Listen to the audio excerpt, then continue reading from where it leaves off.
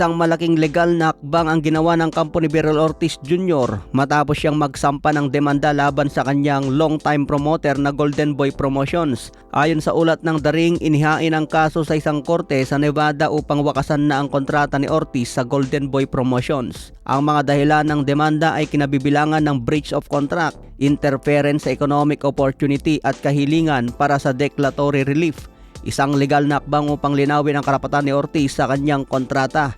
Isa sa pangunahing issue ay ang pagkawala ng exclusive partnership ng Golden Boy sa DAZN matapos itong magtapos noong Disyembre 31, 2025. Dahil dito iginiit ng kampo ni Ortiz na may karapatan na siyang mapawalang bisa ang kanyang kontrata sa Golden Boy. Gayunman, iginiit ng Golden Boy na patuloy pa rin umano silang nakikipagnegosasyon sa DAZN para sa mga taong 2026 at 2027. Kaya't nananatili pa rin daw ang kanilang karapatan bilang promoter ni Ortiz. Layunin ni Ortiz ngayon na makalaya sa Golden Boy upang makuha ang pinakamalaking laban sa kanyang karera, ang inaabangang sagupaan kontra Jaron Boots Ennis na kasalukuyang hawak ng Matchroom Boxing ni Ed Hearn. Samantala, sumagot naman agad si Oscar De La Hoya. Alam naman na raw nila ang tungkol sa sinampang kaso at iginiit nilang ang boksingerong si Beryl Ortiz ay nakakatanggap umano ng maling payo mula sa kanyang mga ambogado at manager.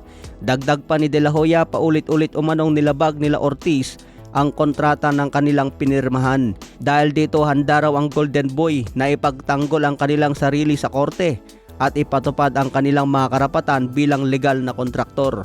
Kumpiyansa rin si Oscar De La Hoya na papabor sa kanilang desisyon ng hukuman at mapatunayang valid ang kontrata. Kaya abangan natin ang susunod na kabanata. Sa iba pang balita, nauwi naman sa matinding kontrobersiya ang inaabang laban ni Nikita Tszyu versus Michael Zerafa matapos ideklarang no contest ang kanilang laban sa ikatlong round sa Brisbane, Australia. Ayon sa ulat, tumigil ang laban matapos magreklamo si Zerafa na naapektuhan ang kanyang paningin dahil sa isang hiwa sa mata na sanhi umano ng banggaan sa ulo. Pinayuhan ng ringside doctor ang referee na itigil na ang laban. Gayunman, naging hindi maganda ang reaksyon ng mga manonood.